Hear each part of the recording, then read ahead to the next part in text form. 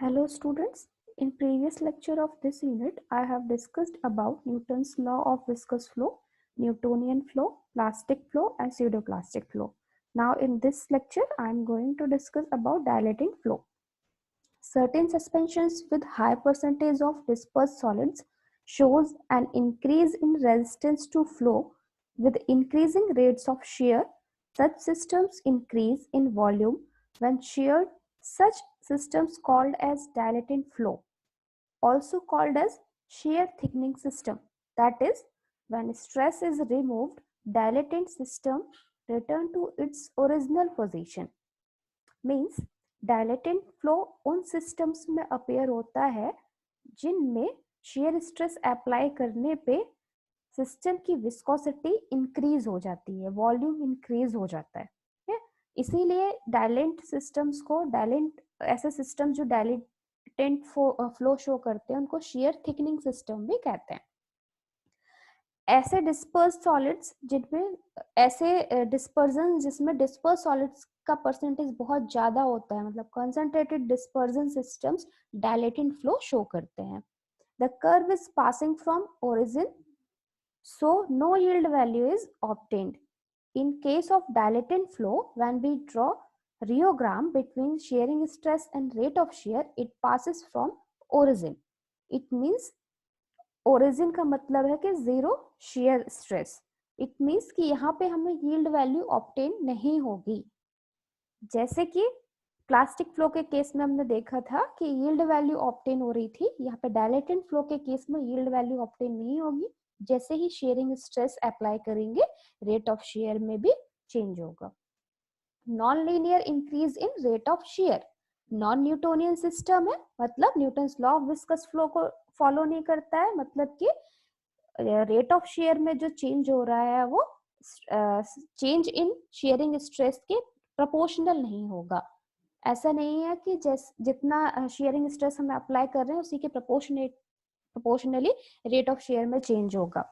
Rate of shear और shearing stress दोनों में नॉन लीनियर रिलेशनशिप होगा। Increase resistance to flow on increase rate of shear, जैसे जैसे रेट ऑफ शेयर इंक्रीज होगा वैसे वैसे ही रेजिस्टेंस टू फ्लो भी इंक्रीज होगा, मतलब कि विस्कोसिटी इंक्रीज होगी। इसीलिए इस सिस्टम को बोलते हैं शेयर थिकनिंग सिस्टम। यहाँ डायग्राम्स की हेल्प से हम देख सकते हैं in which particles are closely packed with less void spaces. Also, amount of vehicle is sufficient to fill the void volume. At rest, close packed, less void volume, sufficient vehicle, low consistency. यहाँ पे जब highly concentrated dispersion system लिया तो यहाँ पे जो particles हैं, जो डिस्पर्स फेज के पार्टिकल्स हैं, बहुत ही क्लोजली पैक्ड है और यहाँ इनमें जो वॉइड वॉल्यूम है, इस वॉइड वॉल्यूम को फिल करने के लिए सफिशिएंट व्हीकल प्रेजेंट है और इस व्हीकल की कंसिस्टेंसी बहुत ही लो है। जैसे ही यहाँ पे रेट ऑफ शेयर इंक्रीज किया जाएगा तो रेट ऑफ शेयर इंक्रीज करने पे शेयरिंग स्ट्रेस अप्लाई करेंगे, शेयरिंग स्ट्रेस अप्लाई करने पे रेट ऑफ शेयर इंक्रीज होगा। रेट ऑफ शेयर इंक्रीज करने पे क्या होगा, ये पार्टिकल्स जो अभी क्लोजली पैक्ड थे ये दूर दूर चले जाएंगे। Open packed, high void volume, insufficient vehicle, high. अब यहाँ पे जो पार्टिकल्स है, जो डिस्पर्स्ड सॉलिड पार्टिकल्स थे वो बहुत दूर दूर चले गए। यहाँ पे जो वॉइड्स और स्पेसेस है ये भी इंक्रीज हो गए। जो सॉल्वेंट प्रेजेंट था, जो व्हीकल प्रेजेंट था, वो व्हीकल कैसा हो गया, अब इन वॉइड्स और स्पेसेस को फिल करने के लिए इनसफिशिएंट हो गया। ये इन सारे वॉइड्स को कवर नहीं कर पाएगा, इसलिए कंसिस्टेंसी कैसी हो जाएगी, कंसिस्टेंसी हाई हो जाएगी, मतलब विस्कोसिटी भी हाई हो जाएगी, क्योंकि इन वॉइड्स को कवर अप करने के लिए जो वॉल्यूम ऑफ व्हीकल प्रेजेंट है वो सफिशिएंट नहीं है। This leads particles to move relative to one another at low rate of shear.